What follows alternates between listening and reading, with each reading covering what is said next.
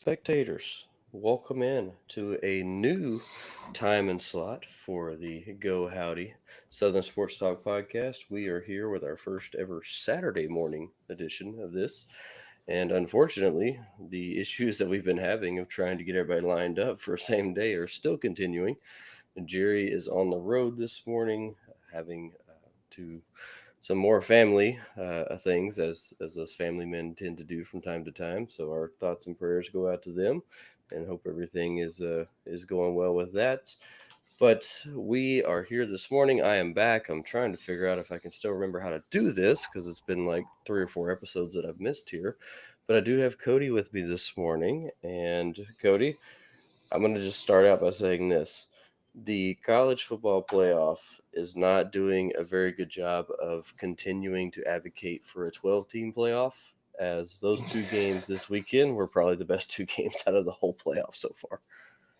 Yeah, that's definitely a double-edged sword because, yeah, on one end, everyone was so disappointed with the first round games, and now these last games have been so full of excitement and narrative, too. Last night's Yeah. game against Ohio State versus Texas, I kind of forgot Quinn Ewers went to Ohio State at one point, and for his Yeah. before not to spoil too much before we get into the game, but for to go against your former roommates, to go against your former team for everything, to go to the national title and prove all the naysayers wrong. That's a lot more Yeah. emotion than I think you could get out of a BCS style selection, because I don't think Ohio State would have got selected to go to the national title or to the anywhere near Texas if the season Yeah. had ended and done that. Right. That's a good point. And I haven't been able to jump on the last couple episodes with y'all, but the point that I would have to make about Ohio State is I think everybody really wrote them off after the Michigan game of like, oh, this team's terrible. They forgot about the roster that they have and how much money has been put into that team that they were just writing oh, Ryan Day's going to get fired and this Ohio State, they're terrible. And it's just like they woke up a sleeping giant because now look at the run they've gone on. They've taken down Tennessee, they took down Oregon, now taking down Texas, and here we It, are. Now they're in the national yeah, championship. that part is hilarious to me. That like we the pundits come in and say things like this person's getting fired, this person's getting fired. I'm so guilty of it this year with Billy Napier. It's not even funny. And to see how wrong we all are, and it's like, well, I might not have had as much momentum with the Billy Napier one as the rest of the country had behind the fire Ryan Day after Michigan loss, Man, but man, how badly they can make us eat our words, because they look like the best college team we've seen all year now. And we said at the beginning of the yeah, season that this Ohio State team had everything to prove. I mean, they are by far the most expensive roster. That defense is by far the most expensive, even more expensive than Ole Miss's defense. And I hate to keep saying the word expensive to describe it, but that's what it is. These transfers, Caleb Downs is from Alabama, right? right. Um, they have another player on their secondary. I know is from the SEC somewhere. But to keep some of these guys here, Jack Sawyer being one of the big ones, like that guy screams Michigan. Like I look at him and I just think, oh, that's a Michigan or Wisconsin defensive end. Yeah, So to keep him there, I'm sure it costs money. And now you got to figure out what's something to do with this wide receiver you have that actually Jeremiah Smith had a really bad day yesterday. I yeah, don't even know if he was playing in the second half. I don't remember. I think he was, but I don't remember seeing him in too many of the formations. But yeah, terrible day for him. But I think he's gonna be the best receiver coming back. yeah. Like you said about Jack Sawyer, I mean, I looked him up last night because just watching him move on the field, I was like, my goodness, that is a Oh yeah, mountain of a man, 6'5", 260. And then if I mean, we'll just go ahead and start with this one, since we're talking about it a lot, but comes up with the play there at the end of the game, 90 what I think 92-yard scoop and score, yeah. and outruns Texas running back for a little while, until they finally started blocking him. But big man was moving when he picked up that football. He knew where he was going, to the promised land. And that He play was getting after it specifically, or that drive specifically, he was on Ewers every play. Former roommate yeah. of yours, by the way. Hmm. So for him to get and like you could just, I felt like time went so slow when I saw him do that dip move and get around the Hmm. tackle, and then Yeah. suddenly you're like, he's free. There's no one. Ewers doesn't know. and like you can see you were just sitting back there all comfy, and you're just like Right. it's it's like a blind person, a blind and deaf person on the train tracks. Like, what are we going to do? Like, somebody do something. Yeah, And he yeah, was just standing there, just and like you said, time stood still. You saw Sawyer come off the end, and you're waiting for yours, to sense the pressure, and he never did. I mean, he had no idea, and that's to me that I've never played quarterback, much less at the high school level, than the college level, but I understand he was probably locked in on his one read, which was probably yeah, Isaiah Bond going in. He's waiting on that play to come open, but coming right to your face, and you never saw the guy, and then strips it, and just what a bounce it was that it hits the turf and jumps right back up into Jack Sawyer's lap, and he picks it up and takes off. And I was waiting. I had some trauma flashbacks to the Georgia Notre Dame game where they're running down the sideline, and and the yeah. referee runs into somebody, and I'm like, I'm just waiting on a flag to be thrown for some kind of sideline warning, but Oh, they're as they're yeah. definitely much more aware of a person like Jack Sawyer running down the field. Like that's a It's a big man. That but is a this big guy. big narrative game, right? Like this is how the playoffs were, and this is another thing we got to talk about, right? And I heard this from a pundit on another podcast that I think he had a good point. College football is the only game we evaluate on how much the games entertain us. We are Yeah. perfectly okay with an amazingly dominant NBA team. Like, think about the Warriors and how dominant they've been in some of their runs in the Hmm. NBA championship. No one complains. Watching the old Lakers sometimes. Then again, they had great championship runs and great games and stuff, but I think back to like the Magic versus Lakers when Hmm. Dwight Howard was on the team, blowout series. Everyone loved it though. Yeah. College football is the only sport where we're like, if this game doesn't entertain me, somebody's head's got to roll. Like we got to Somebody's figure got to this go. out. Yeah, but So, why is it like that? Because it's the same thing with this with the NFL, right? Like if which Kansas City will not run the table, they will if they will probably go to the Super Bowl. But if they go to the mhm. Super Bowl, it'll be close game after close game this time. But I can't say the Yeah. same for how Detroit might treat their opponents going forward. It'll probably be very big score margins, and everyone will be like so happy to see it. But if this Ohio State team blows out Notre Dame, we're going to be so mad. Yeah. Yeah. And then again, to go back to the point I made as soon as we opened, is that it would just even more drive that wedge home of like, why did we do this 12-team thing whenever we still got down to two teams in a national championship that it was blowout, kind of like the last one I can remember anyway was the Alabama Notre Dame, when with Manti Te'o and all, when Alabama just absolutely. Last year's Georgia Yes, well, even Washington, last year. Yeah, yeah, that one too. wow, what a TCU, Georgia. I mean, there's some that come to mind where it was like, and I think we knew when it came to the TCU Georgia game that we're like, this is not this is, and I'll back up and say I was telling everybody up until last night that there's no way that Texas even keeps it close against Ohio State, just based off the way Ohio State have been playing. Now, I'll step back and say that that's not a shot at Texas defense because their defense is absolutely national championship ready. I mean, I've said that multiple times in previous episodes. I was concerned about their offense because I had watched the way that Ohio State defense had played. And I'll say this about that defense from the Buckeyes defense last night. Those guys were flying around and laying some hits last night.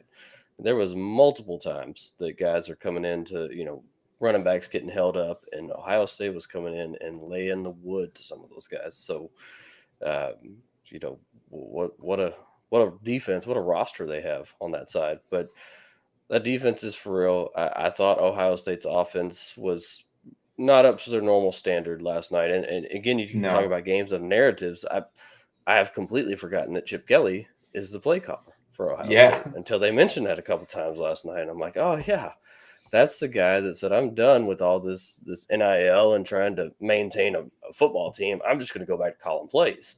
And look how that's worked out for him, right? Now he's going back to the or going to a national championship. Um, Will Howard, I think there was just something off with a little bit last night, but he finally found it in the second half. Now, yeah. let me ask your opinion on this because I know this is going to be a talking point for any kind of talking head on ESPN or anything like that.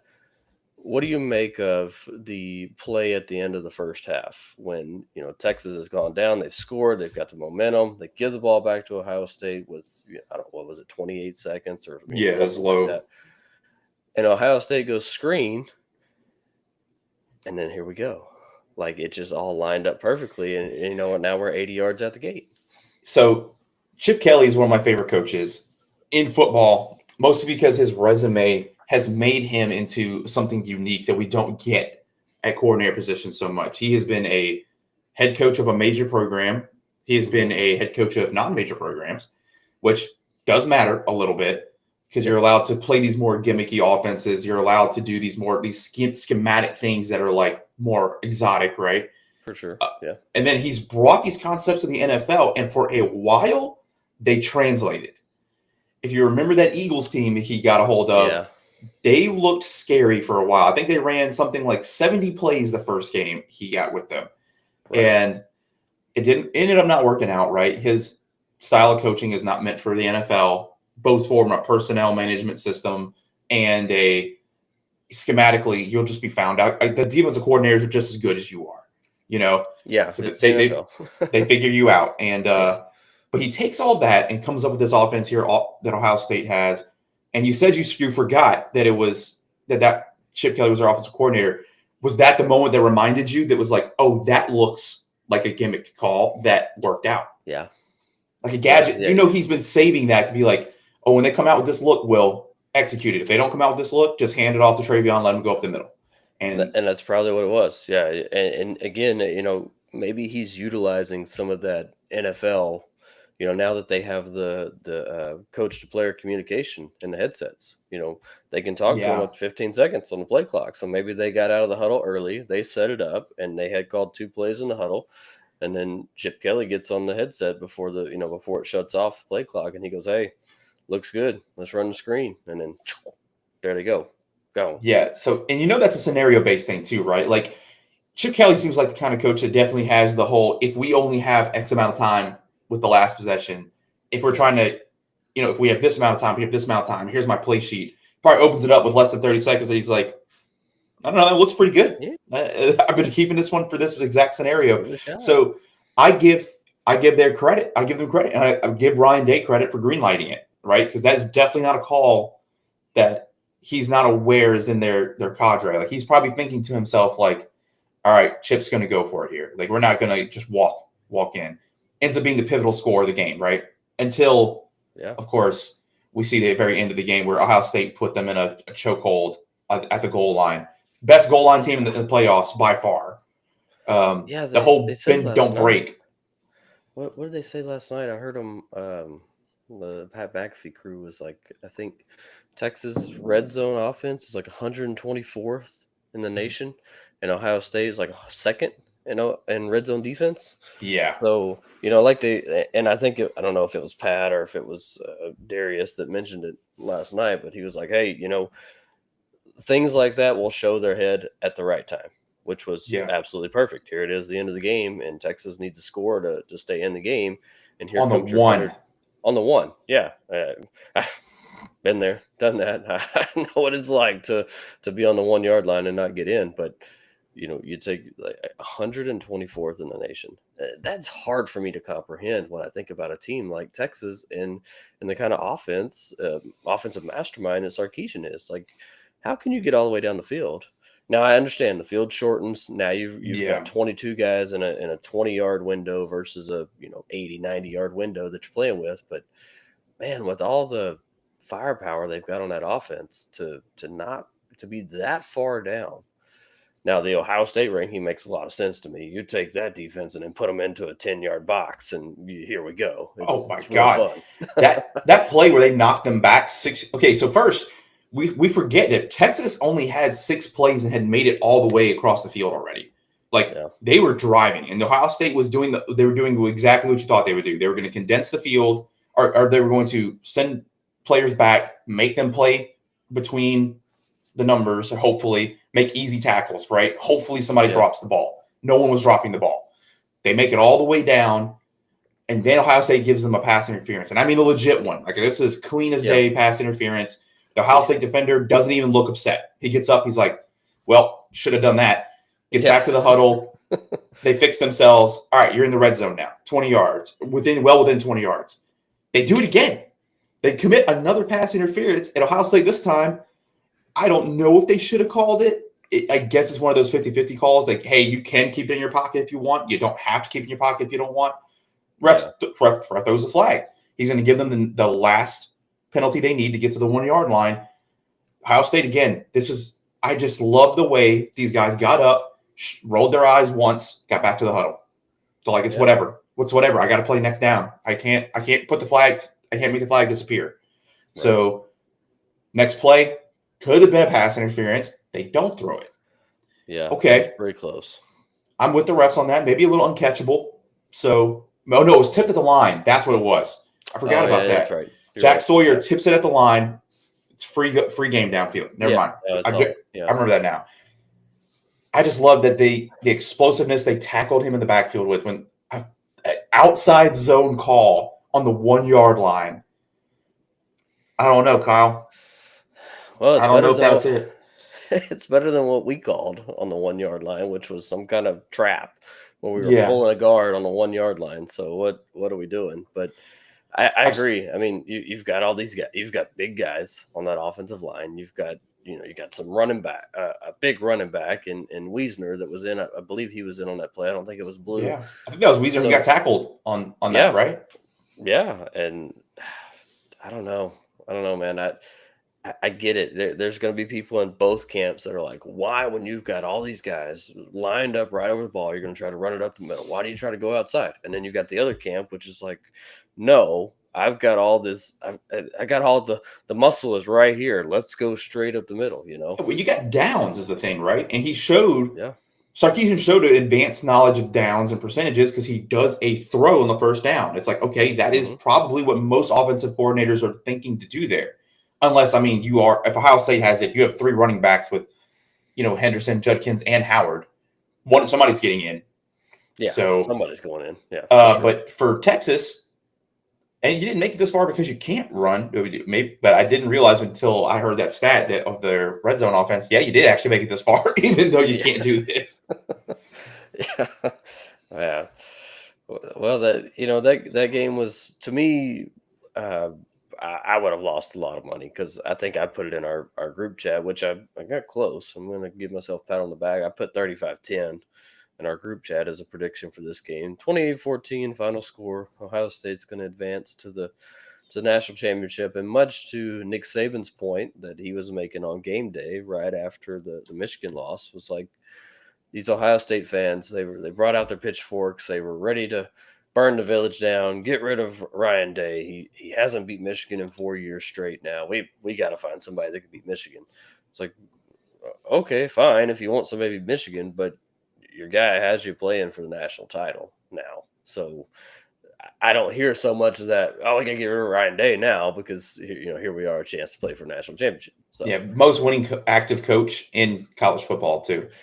They would have been dumb to get rid of Ryan Day. That would have been a straight knee-jerk reaction of, we lost to Michigan. It's like, okay, you lost to a Michigan team that was down, but came off a national championship last year. And you lost for your own mistakes. Like, it wasn't like they manned up and beat you. I mean, they did. They took what you gave them and outmanned you on that, but you didn't have to give that to them.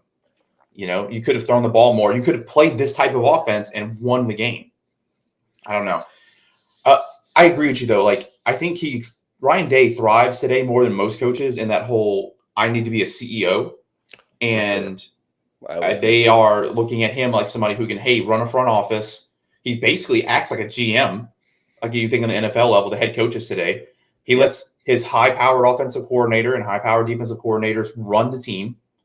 And this is what it produces. This is what people at Clemson, people at Florida, people at these programs who are struggling to build programs should be writing notes about right now. There are teams out there who are definitely taking it seriously. LSU is heavy in transfer portals this year. Mm-hmm. I would like to say that not Florida State, Miami is hot on the trail. Yeah. Obviously, they just snagged a quarterback, Carson Beck. And I think, let's dip into that real quick. Goes in the transfer portal. Why? his job was not in peril. He was the starting quarterback of the Georgia Bulldogs. I don't know. I don't. Something.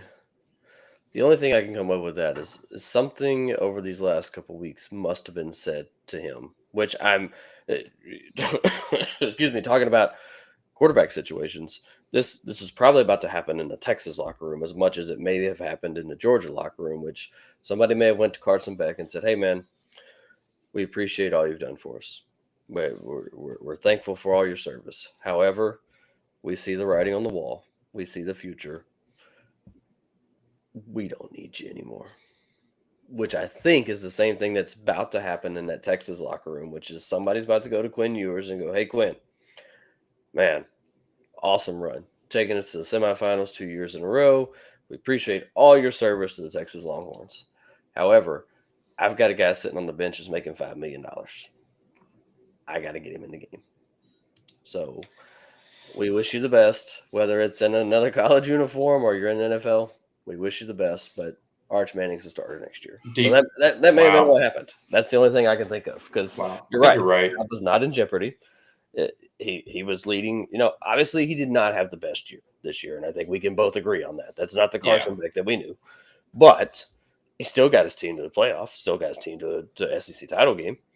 So yeah, and I think about that a lot. Like I think about, is it his fault so much, or is it offensive play calling? Like, are you really putting your quarterback in situations for success? Georgia's not a team I followed offensive schematically that much. I mean, because they just run a pro style offense.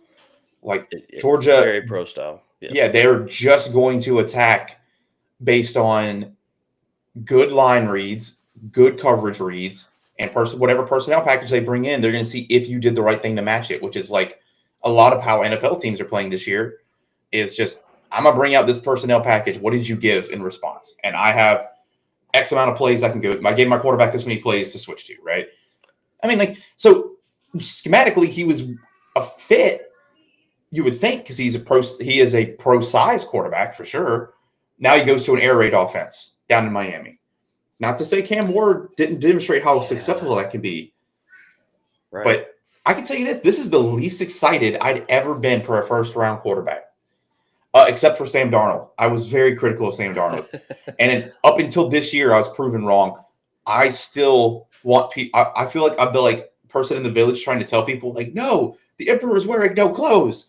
Like, there's something going on here that we don't understand why he's ascended. Maybe it is that he just played for the Jets and, played for the. Yeah, now look at what he's doing over with the Vikings. The Panthers. Yeah. My goodness. I don't know, though. Like, I don't think any of these quarterbacks are ready. I could say Carson Beck's not ready for the NFL. I can definitely say after yesterday, Quinn Ewers is not ready for the NFL. You mentioned being able to sense that pressure. That should have been the least you did, was try to move off the X. And you stayed on the X the whole time. Now, I don't know that was a quick dip move. I've never seen it so smooth. For a guy that big to make a move that fast against another guy that's that big is impressive. Yeah, it looked like the right tackle was made of water. Like he went through him. He straight up quickness. Because I watched it back 2 or 3 times after it happened, and he may have got a finger on Sawyer as he went past. I mean, it was just, and I give those offensive line guys credit. All right, I mean, you've got a guy that you're literally standing still, essentially. You're taking a couple, your little kick steps back. You're standing still, and here comes a guy that's a freak athlete that knows what's going on behind you. I mean, right? If it's a run play, all right, we're running this way, running that way. I've got my assignment. I've got to get to second level. But when it's, and I go back to the Johnny Manziel days, those offensive linemen, I don't know how in the world they did that job, because when it's pass pro, they come back and then we don't know where he's at. We're just trying to keep this guy in front of us, and Johnny's back there doing cartwheels and jumping off people. So when you're an offensive lineman, here you go. You have no idea what's going on behind you. Jack Sawyer knew exactly what was going on. He saw Quinn Ewers just standing there like a statue, like I've given him the nickname for the last couple of weeks. He is a statue. He can't move that well. And all Sawyer did was just one little setup move. He rips past. Offensive lineman goes whiffing at air, and boom, there you go. So, yeah, those offensive linemen, they have a tough job. But to be fair, Yeah, Quinn, you've got to sense pressure. If you want to be that guy at the next level, if you want, you want to be in the NFL, that's going to happen a lot because we're talking about the best players in the world that are getting paid. Well, I mean, the guys now in college are getting paid too, but when you're at the NFL, those are the best defensive linemen, that you can find in the world. And so you've got to have that. You've got to have that So sense of pressure. on your same point, I mean, like, and a lot of people might just say that, like, look, good on good, sometimes good wins, right? Like, and Yeah, the defensive line is going to win some of these games against the quarterback. You just can't do anything. Like you said, Jack Sawyer is NFL ready today. Like, that's an NFL player, right? It's the same thing when we talk about somebody like TJ Watt. When TJ Watt is coming, there's not much that quarterback can do. His options have become very limited. I don't care who you are. If you're Patrick right. Mahomes and TJ Watt is free like that yesterday, there's no way it's happening. Like, this Yeah, play's dead. no I'm going to way. get hit, and they decide how much I want to get sacked. But Right. the pick on the comeback attempt, he throws that pick. What looks to me at first, I don't know. I only watched that play like once or twice because it was so bad. I was like, well, you're just being a bad quarterback right now. It looked like cover three at first. I don't know if it was quarters or cover three. It looked like cover three with a little hybrid in there, like, because it looked like one of the I defenders think was that's what it following. was. So Yeah. maybe it was cover four palms, where you're supposed to stick to the receiver on the way up to the verticals. Right. But Caleb Downs is already in his neck of the woods, right? Like, he's that strong safety spot, hovering over to that free safety spot. The free safety, I think, is following somebody, it looks like. His eyes are following something. They cross, but he stands completely still in that spot.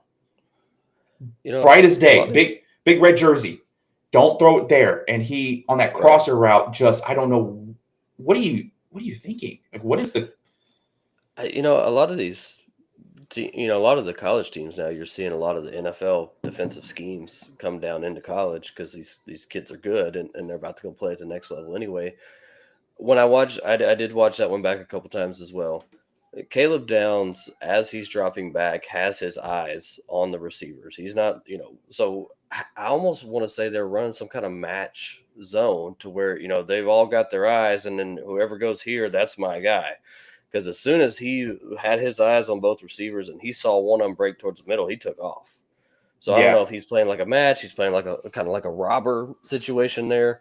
But when he saw that receiver break, his eyes immediately flipped to the quarterback, and all he saw was ball in the air. And That and I remind me will a lot say about. this: one of the Texas receivers fell down too. As I think as they were both kind of coming out of the break, I don't know if they got tangled up, but still, it seemed like a desperation throw over the middle, kind of, because there was 3 or 4 red jerseys to one white jersey where that ball was headed to. So I don't know if it was just like, hey, I'm trying to make a Hail Mary attempt here, like we've got to have a big play, and maybe just got a little too aggressive. But Yeah, I don't know what else you do there too. Like, maybe I you don't leave a know. safety Yeah, valve, like your running back chips and then goes out, and you're like, look, if this play looks dead, drop this pass.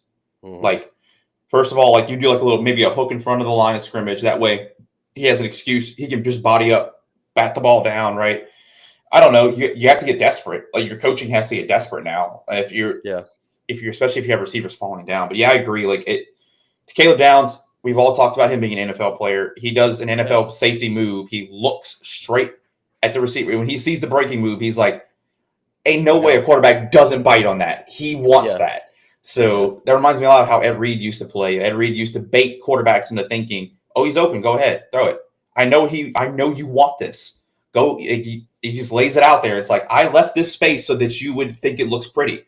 Go for it. And it looks like Caleb Downs, like, kind of the same thing. But yeah. Because he didn't move back much at all. I mean, he was almost flat footed. He took a couple steps back, but from the word go, they brought in the what they call that, the Wildcat, the Sky Cam, whatever it is. They yeah, brought that view in from behind Quinn's, and whenever the ball snapped, I mean, Caleb Downs is looking towards the guys, and the second he sees a break, it's here we go. And you love to see it, yeah, man. You love to oh see it. yeah, These it's are this are programs that are put together this season. These are players that have put together this season. You like to see those big plays. I don't want to take everything away from Texas, but great year. great Now great year. here's the thing that sticks out to me that Texas had been doing to pretty much everybody was 58 rushing yards on the day between 21. So you Well, got 29 carries for 58 yards. yeah, I with the mean, way that's with the way they do sacks in college, it's hard to kind of well, know that's how true. good they were. He got So negative hammered. 18. So I mean, you take Quinn's minus 18 out of there for the sacks and whatnot, but Wiesner 17 carries, 46 yards, 2.7 average is And pretty tough. Jaden Blue's spelling wasn't too bad. It didn't look that bad. I don't know. 416, so wasn't bad. Only had 4 touches, but average 4 yards carry. You talk about well, I just love creative play calling or kind of gimmicky offenses. What about the Texas play when fourth down you got to have it? They bring in Arch Manning. Everybody knows Arch Manning six to run the ball. That's why he Yeah. comes in. He's coming in to run the ball. But what a play call to have your tight end run up there and get under center, and then we snap the ball through the tight end's legs to Arch Manning, and we go around the corner. That's pretty Yeah, impressive. That's pretty it's creative there. gutsy. It's It is. gutsy, A lot and of things can go wrong. not only can a lot of things go wrong, but it speaks to as a head coach. I feel like your first question you have to ask when you call a play like that is like, do I trust the guy I'm giving the ball to? Like, Yeah. and that is unparalleled trust to be like, hey, national title probably on the line. Arch Manning, you haven't done anything all day. I'm pretty sure you've been back here, Snapchatting or something. Put on your helmet, run this play. That might speak to your point too, where it's like they are probably asking yours, like, hey man, can we do anything for you? Like, do you want to go to Oregon? Yeah, do you want? Well, I'm telling you, like, good letter recommendation. Do you think? I think Sarkisian would do that for him and be like, hey man, like, I'll go to Oregon. I'll tell them like you're the guy. Yeah, Oregon is famous for doing this exact strategy. Like, he's the exact player they need, right? So they'll take him. Use him. His old Chapel Bill over at UNC. You think so? There was a report that came out a while back. Everything's rumors, obviously. You never know on the internet, but there was a report that came out a little while back that there was some tampering going on already. That Quinn Ewers had a $6 million offer to go into the portal and to go to UNC to play for Bill Belichick. Hell, I'd take that. I would too. I mean, yeah, you want to go to the NFL, right? So what better than to go to the guy who worked with the greatest of all time?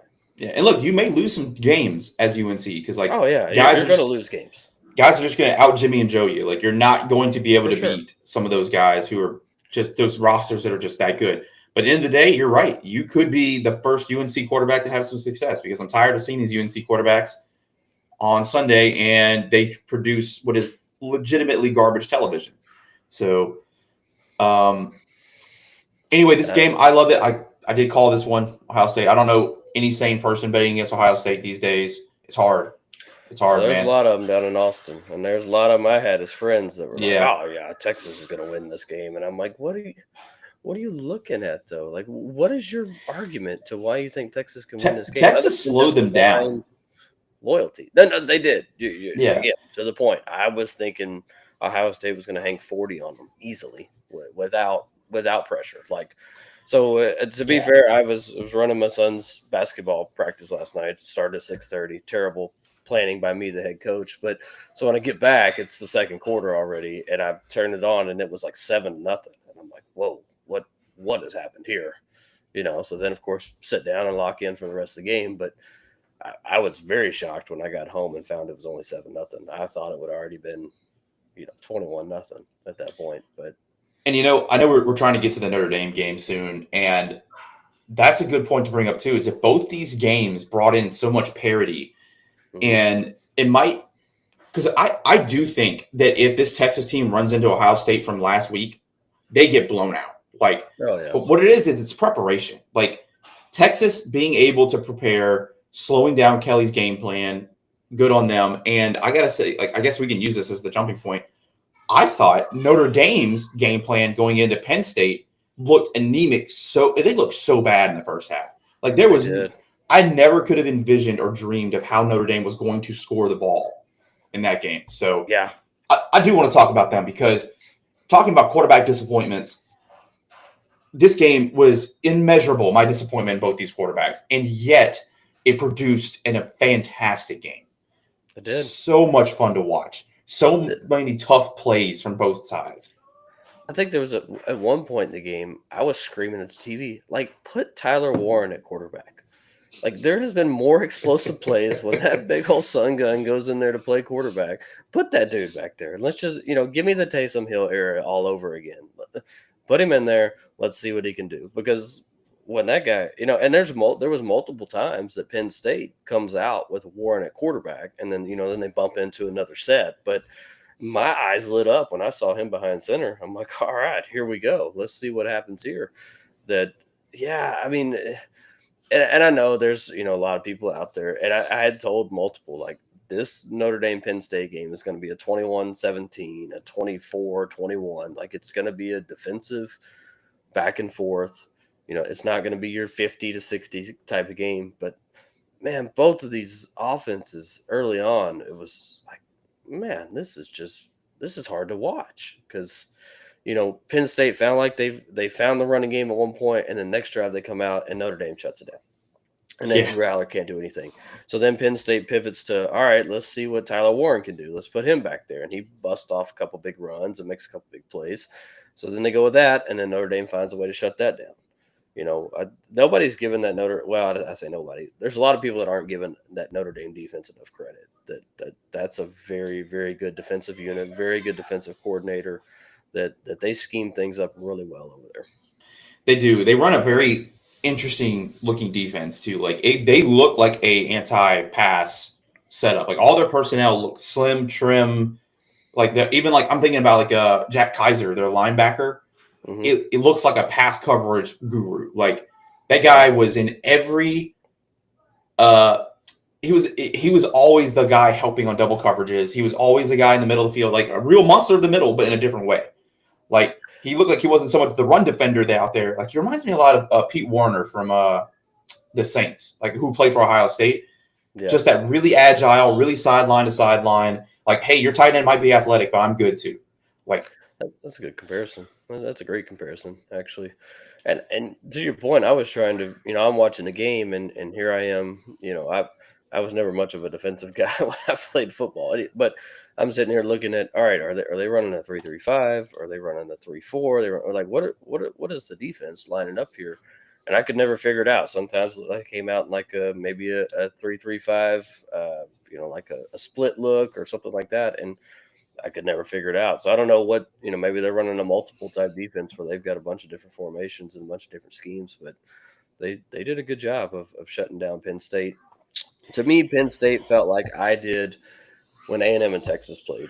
It was like we would get something going, and then all of a sudden that wouldn't work anymore. So then we'd try to pivot to something else, and that wouldn't work. It was always like we were just right there.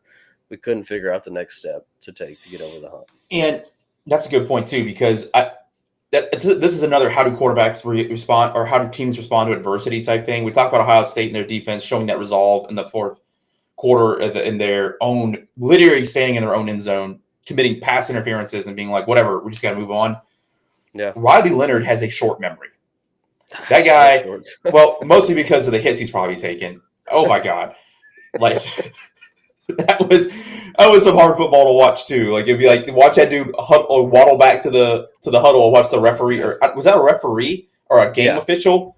Like he didn't look like a Notre Dame employee. He looked like that random bald guy who walks on the field. I didn't know if he worked for college football or he worked for Notre Dame. He's just like, absolutely not. Get to the side. Come here.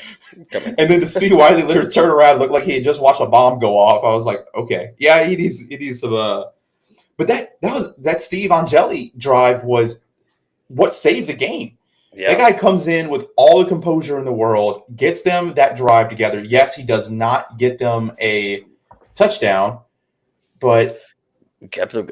And to like your point, when Angeli came in, there was Notre Dame didn't blink at all. They're like, all right, we know what we got. Here we go. And I thought, I think it was AJ Hawk, because when Pat McAfee can do the broadcast, I'm sorry, I'm watching that. I'm not. I love Herbie and I love Fowler, but I'd rather listen to those guys. But anyway, AJ Hawk brought it up. That was like, man, what more of a perfect situation for a backup quarterback to come into, which is just a 2-minute drive. I mean, it was a 2-minute offense, Yeah. So it's like, you don't have to think, son. We're throwing the ball, read the defense, and he did. I mean, he was very quick, very precise on his reads. He went through his progressions really good. Only made one throw that I thought was kind of iffy. Is like, ooh, I don't know if you want to make that throw in that situation, but otherwise was just slinging the ball all over the field. And they And Penn said that State multiple times, that and Penn State he's the did what they better were supposed to passer. do. Oh Like yeah, if I'm Penn State, I'm sending 6 at you every down. every time. Like you're gonna have to Yeah, figure this out. And if you want to go 5 wide or you want to get a break off for your tight end or whatever, somebody's free. And I'm gonna see if you have that instinct built in, because guess what? and he At did. practice, I know they're not chasing you around the field. Like I know you're just sitting there throwing to scout team 7-on-7s. So you don't have that natural sense, or you haven't practiced it. Turns out he's got it. So unlike our boy in Austin. Yeah. He found his hot read every time. I mean, he read the defense, and Penn State did a really good job, I thought, on that drive of disguising their blitzes. I mean, they'd walk up 5 or 6 guys, and then those 3 would drop, and here come the corners, or here comes the safety. Yeah. And to give the guy credit, give Angeli credit. I mean, he picked up on the blitzes really nice. Their running backs had a couple key pickups on some blitzes coming through. They had some free runners that the running back stepped up and picked those guys up, and he was able to do. And I was really frustrated with, and this is just me being nitpicky, but I was really frustrated with Riley Leonard after the game. Whenever that, to me, that would have been when somebody puts a microphone in my face, hey Riley, how do you think the game went? My first thing would have been like, dude, y'all need to go talk to Steve Angeli, because he held this thing together. And it was like they had to force that out of him to like, whoa, Riley, what'd you think about Steve Angeli? Like, oh yeah, he did well. I'm like, come on, like you got to give the guy more credit than that. The game's literally saved the game. I can't say that enough, because for what all Penn State lacked on Drew Aller, they did not lack in Nicholas Singleton. That man ran angry. I like making NFL comparisons. That is Isaiah Pacheco all over again. Is going to hit you, and if it wasn't hard enough, he's going to drive his shoulder down into you and push. Loved watching him run. And actually, I loved watching everyone else run for Notre Dame too. Jeremiah Love is a monster. Like these guys ran angry, hard, like they knew something was on the line. I know they couldn't get out of bed the next day without crawling to the kitchen. And that's football, right? Like you could see the adrenaline pumping. You could see the emotion, the anger when they ran. Holy crap, that was so much fun to watch these running backs play.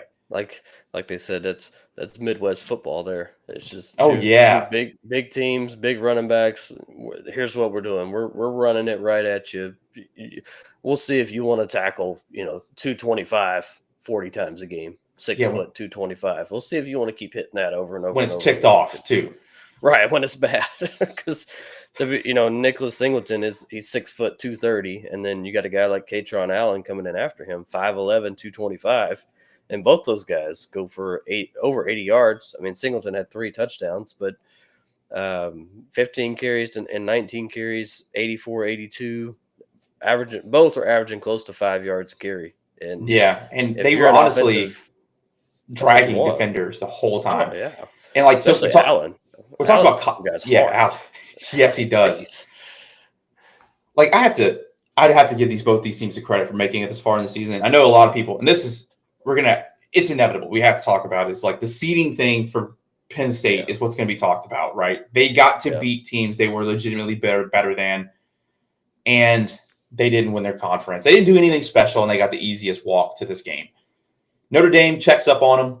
Good on them. But, like, I don't know, and Jerry talked about this last time, and I disagreed with it with passion about, like, automatic qualifying bids for every single conference. And I was like, these guys are beating actual big-name conference champions. Like, Penn State, the Big Ten's second-best program, is running it down on SMU, is running it down on these teams like no problem. And they finally encounter, you see, like some good parity in Notre Dame. Equalizes out again, right? Ohio State equalized them out in the season. I don't know what you're supposed to do, but I know that's not the answer. Like, we have to find a way to make sure that the teams who did perform the best get some number one treatment. And we don't do what we did to Ohio State, which is essentially, like you said, this is a dragon of a team, a sleeping beast of a team. And we punished them for that last game so Mm-hmm. intensely so that we were like, I don't know, maybe they shouldn't have dropped in the rankings like they did. But then again, Yeah. maybe championship games should matter. And it's like, actually, Ohio State, you redeemed yourself in this game. We want to take you out of, or they didn't get to play for it though. That's what sucks. And, Oregon and Indiana did. right. Well, and another thing too is that you look at the two teams that made it to the championship game, or both teams that did not get buys. They Yeah. excuse me, they started, in the first round and worked their way through the gauntlet, if you want to call it that. Ohio State definitely had a much more, treacherous path when you take it on a Tennessee team, which I think Tennessee got a lot more credit than they probably deserved going into the playoffs. But you had to go up against Oregon, and then you had to go up against, Texas. That's a tough road. Other than the first game, but I mean that's a tough road to get to the national championship. And then Penn State, like you said, they, SMU, Boise, I thought was going to put up a little more of a fight than what they did. But when you're main, I think you made the point either last episode or one before that of when your main guy is the running back, you're going to see 9 guys in the box, and it was because I was as I was listening in my car, I was like, man, I wish I could like add something into this episode right here of like I grew up in high school football playing the slot T and the wing T offensive schemes and playing wing back and all that kind of stuff. There was never a game that we did not play that there was 9 guys in the box because we had one wide out split out wide. They went man on him, so you have to worry about him. He's not getting the ball anyway. But we saw 10 guys in the box because it was our 10 versus your 10. So, and when you run into schemes like that, it's hard for one guy to beat those odds. And Penn State just did it to them over and over and over again. And they, like you said, they forced their quarterback. Like, we're fine if we lose this game and you throw for 400 yards. But and we've finally gotten to a point where no teams have that gimmick available, right? Like Ohio State has 2 running backs who will probably get drafted. There's no way they can win the game with just both of them. Jeremiah Smith proved they can win the game without him, but yesterday, but still, like I legitimately feel these 2 teams, despite their in-season performances today, are the best teams in college football, even better than Georgia. And I think Georgia has a stellar roster. Yeah, I think that you have to take coaching into account, in this year Kirby Smart didn't have it. I do think that Carson Beck and Kirby Smart and that offensive staff had a miscommunication issue. I don't think Carson Beck's that bad. The guy passes for 400 yards. I know he knows how to put a football where it needs to go. Right. And I know he knows how to read defenses because they put up lots of points on people. But today, I don't think there's any way you can argue these aren't the 2 best teams.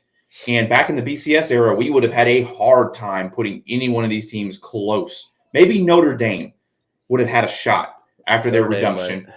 The thing that sticks out about Notre Dame, though, would have been the NIU loss when you talk about the BCS. Yeah, but only one loss. Only one loss. True. I don't think there's any way, to your point, I don't think there's any way that Ohio State would have made the championship game. But now we see to Michigan, and it just here they go. They drop down, plus the Oregon loss. So and the Oregon loss is what I definitely. So Oregon, I think this national championship would have probably been maybe Oregon, maybe Texas. I don't know. It might have been one of those that they did LSU that year. They're like, they're probably the best team anyway. Slide them in. But you see what happens when you put teams in a grinder and playoffs. That's the reason, like you talk about the NFL, right? They talk about Baltimore all the time. Right now, Baltimore is the best regular season team in the AFC. Almost every year. I mean, they don't have the best record this year, but everyone who watches them play is like, there's no way anyone beats this team man for man, right? They get to the playoffs, it's a whole different ballgame. This coming from a Baltimore fan. They don't do the same thing in the playoffs. Same thing with the Chiefs. The Chiefs look so beatable in the season. You get to the playoffs and you're like, this is impossible. How does Patrick Mahomes find these opportunities? Yeah. I love seeing this at the college level. I love seeing that Ohio State was like, you know what? Yeah, we sucked during Michigan. We got out coached and out schemed and out everything else against Oregon. Like we honestly should have won that game, but we didn't pay attention. Yeah, And bad clock management. now we're zoned in. This is who Ohio State is whenever they are backs against the wall, and we're like, holy crap, we're getting the best out of these players we can. Same thing with Notre Dame. After they beat Texas A&M, that game was hard to watch too, right? Because Riley Leonard wasn't. We all put so many marbles in Riley Leonard's like basket, being like, please be what we think you were at Duke, and he's not. He's not that guy. And game manager comes to mind when you think of Riley Leonard. Like he just manages the game, bro. He just does his thing. And it might be worse than that. Like, I mean, you might be right, especially after watching his last game. I mean, 15 and 23, 2 interceptions, but usually when Riley Leonard can't get it going through the air, he gets it going on the ground, and he was only averaging 2 yards a carry on the ground on 18 carries. So I don't know, man. He's bad. Like, and he's not bad. I'm sorry, he's not bad. He's a mismatch. He is a perfect wing T quarterback.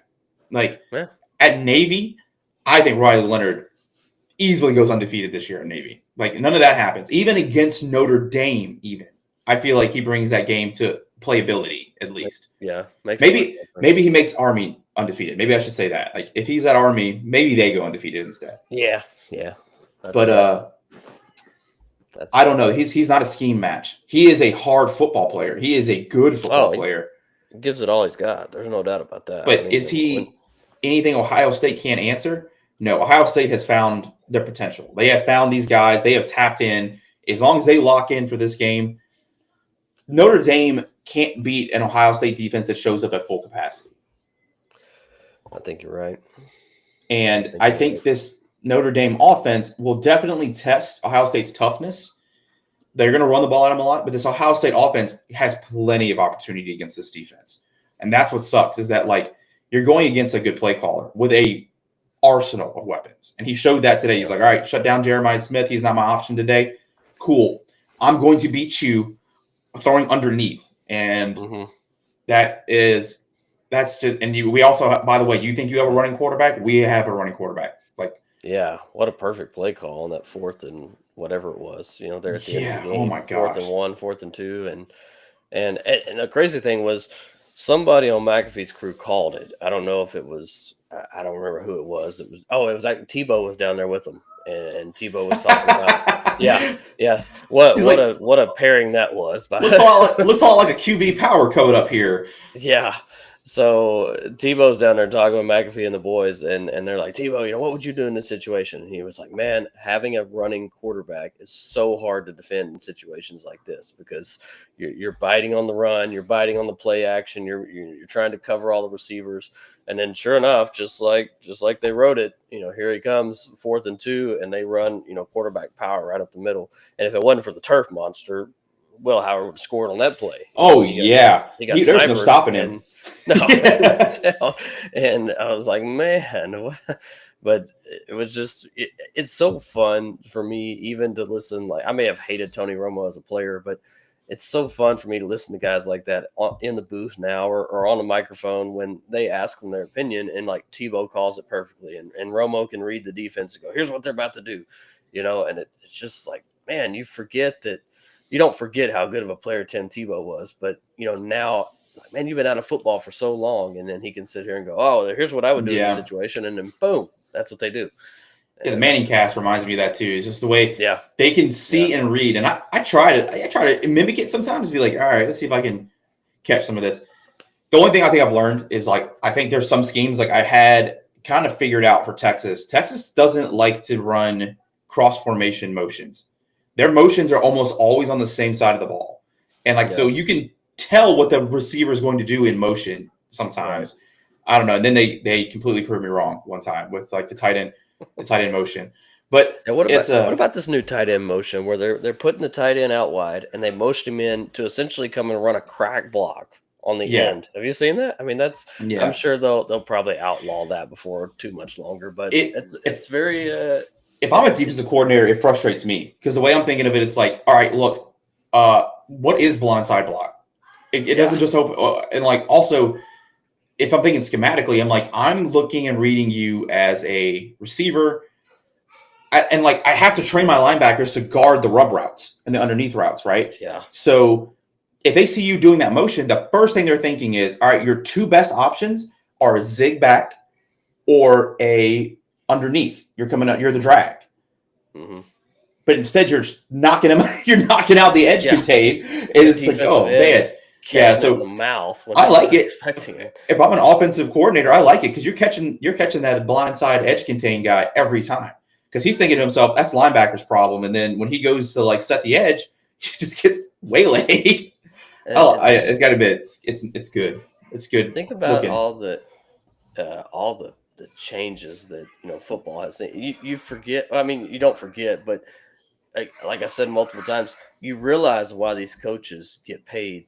Even the coordinators get paid like they do. It's because these guys live and breathe football 24/7, and they are always trying to find a way to win within the rules. But I'm going to bend it just a little. I'm going to take advantage of this just a little bit because I can send that tight end in motion. There's nothing saying I can't send him in motion to just get a full head of steam and take out the defensive end as we're trying to run outside zone. Anyone can run as fast as they want towards the sideline behind the line of scrimmage. So there's nothing in the rule book against it. Right. I get that before too long. I get that running start. Now. I mean, the Chiefs won a Super Bowl off that last year. Like, hey, my receiver is going to get a running head start. And then they got so baited by that. They're like, oh, he's got to be the crosser. That defensive back just bites it and he zigs back for the wide open. I like it a lot because I think I like to see them. You're challenging the status quo. Like you're breaking the unwritten rules, right? Like I think about when Florida brought in the shovel pass to the SEC. They're like, that's not supposed to work. You're not allowed to do that. Like, and as a quarterback, Tim Tebow was like, hell yeah, I'm allowed to do this. I only have to throw 3 yards to Aaron Hernandez. Yeah, here, take that. And I just think it's a really good, innovative way. But yeah, I don't know how much longer it'll last. I think college will let it last forever. Maybe the pros, they start trying to do it. No one's going to be happy about Kittle or Mark Andrews laying them out and being like, bro, I have to this is my livelihood. My family depends on this paycheck. Like, can you not tear my MCL by knocking me out? And you've got 250 pounds of man with a running head start. And to me, it's just like, I know we're trying to wrap up here and we've kind of pivoted away from what we were talking about. But when I know people hate the new NFL kickoff, as somebody that was on kick return for 4 years, as not the returner, as one of the wall guys, I always thought that was the stupidest thing in the world. Like, why am I going to turn and run 5-10 yards backwards? And then I'm going to try to turn and run head first into a guy who's had a 50-yard head start running full speed. What are we doing? So we used to do this thing. Our coach got so pissed at us when we did it. Me and this other blocker, we'd run, and like we were always running in a small V formation. And then when we got to each other, we just passed, and we would go take each other's assignments. That way, we could keep our momentum and try to do something about it. Our coach came back and was like, our returners don't know what you're doing. Like, they can't read that block. They can't read if you're going to be there on time. And I'm like, I see it now, but as a high school kid, I was like, I'm a genius. I don't know what this coach is saying. I'm a return specialist. Yeah, I'm a return specialist. I don't know what he's talking about. Well, PE coach. And this was the days prior to them outlawing the wedge busters. So not only do you have that, then you've got somebody 10 yards further back that, the kicker drops his arm and they take off. And this was when we could still form wedges. I remember being on the second line and running back and then locking arms with the guys and like, here we go. Let's see what happens. But you've got somebody with a 60-yard head start running full sprint at you. And I'm not saying that I'm a huge fan of the new NFL kickoff rule, but to me, it makes more sense for the return guys not to have to just stop. It gives the kicker incentive to target something. True. Yeah, it's like beforehand, it's like, all right, don't want to kick it 2 yards further or 2 yards shorter. That's it. It's either hitting the end zone or it's hitting the one. That's the only two options I had. Now I can touch back. I can kick it in the zone. I can kick it to this returner in the zone over here. I can have a strategy a little bit more. I think it will get over it over time. And I think it evens it out a little bit. Lets the specialist show off like, hey, this is an offensive line, defensive line situation. Let's fight for it. Like you said, instead of like turning around and being like, why are there 4 guys in my lane? Like, I can't block all of them. I'm just going to die. Why are these 240-pound men that run a 4.4? Just all 4 of them are headed right at me. What do I do? I tell you what I'm gonna do. I'm just probably just gonna lay down. Yeah. Like, I'm fine. I'm not taking that. Oh, another thing we got to talk about right quick. So talking about football getting new rules, everyone's talking about football getting softer, right? In one way, the taunting rule. Whenever this is my thing on the taunting rule. It is a soft rule. It is. These you get emotional. Yeah, you can at least give a warning. I understand you're trying to prevent fights. As a ref, just give him the discretion to be like, hey, bro, that's enough. Like, it's enough jawing. Go back to your huddle. Or, like, if he gives it the right quick point like that, I can't take that. Like, I'm like, yeah, man. But I will say this. You're also smart enough to know that's a rule. So correct. It lends itself. I agree with that. Lends itself back to, okay, yeah, man, it sucks. It's a rule. But guess what? That ref didn't write the rule. It's not his rule book. I've always said that when it comes to this. People are like, oh, well, you can't throw a flag on that. I mean, you can, because they did, and I thought it was a bad call too. I was like, I mean, we're throwing flags for that. But to be fair, to back up and give credit where it's due, these ref crews now have many officials on the sideline. I'm sure they have their full gear on, but they've got the jacket on where they're just there on the sidelines to help out.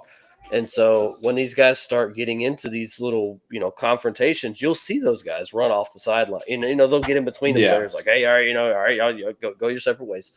So they are trying their best to keep it to where we don't have to throw a flag for every single thing. And I can tell you, and you can too, as a former player, the things that are being said in those confrontations, it's probably a good thing they're not being picked up on the microphone. So they're probably giving them a lot of leeway when it's like, all right, break it up. But I encourage fans to watch offensive line, defensive line area, despite where the ball goes. Just watch it. The things that happen will blow your mind. You're like, Howard Flag's not being thrown every play. Oh, yeah. Focus in on who you think looks like the most active player. That player is doing things, grabbing things that are typically federal felonies. If you fell on the bottom of that pile, and there's nothing you can do about it.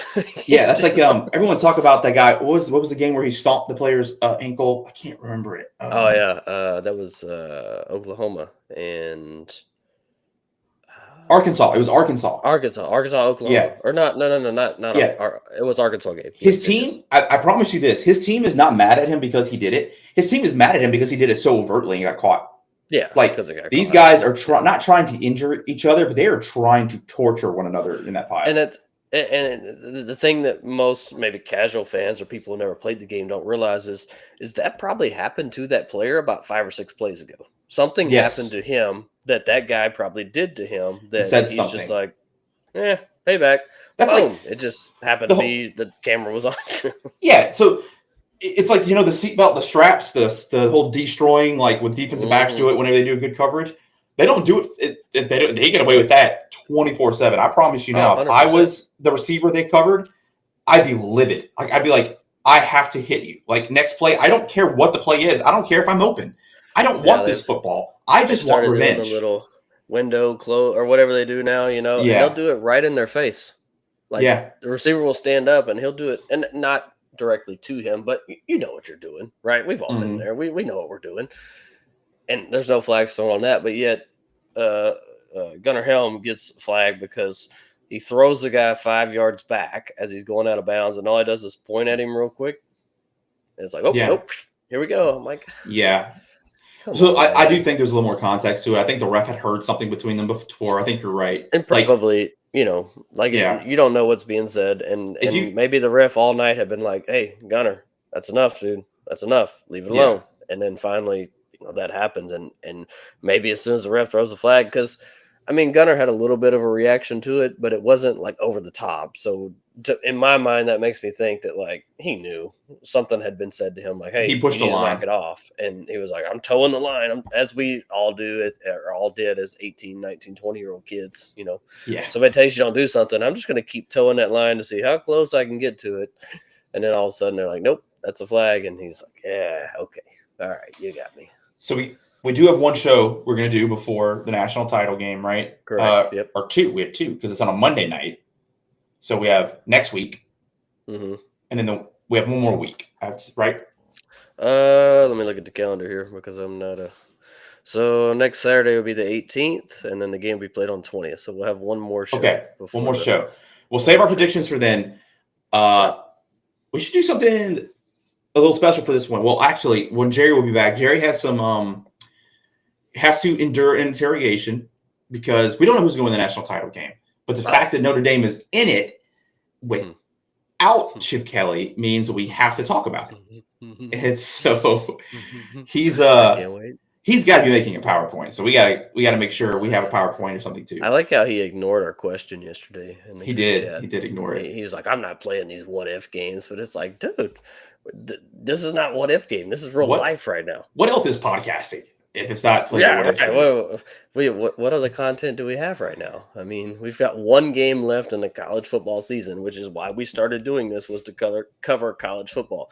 We can't make a 60-minute episode over just going through the previews of the game, one game. So I want to pose this question to him, and I want to this also see if he actually listened to the podcast today, and this is how we'll close it out today. Chip Kelly couldn't go to a national title game or a playoff with a Heisman winning quarterback at LSU. Here, Brian Kelly. Brian Kelly. Yeah, Brian Kelly. Too many Kellys. Too many of them. We have here at Notre Dame a program with a quarterback like Riley Leonard about to make it to the national title game.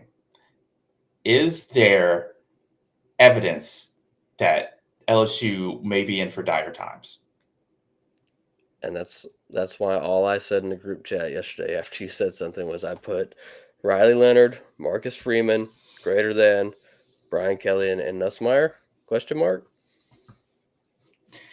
I don't know. I think it's worth talking about. Kyron Lacey too. Oh, we need to talk about that. Little spoiler alert, Kyron Lacey is in a bad way right now. Yeah, I saw that yesterday. We can talk a little bit more in depth about that next time because some people have said some things that are just kind of untrue about the scenario that I have learned a little bit more about, and I will kind of try to extrapolate a little bit more information and explain the situation he finds himself in right now.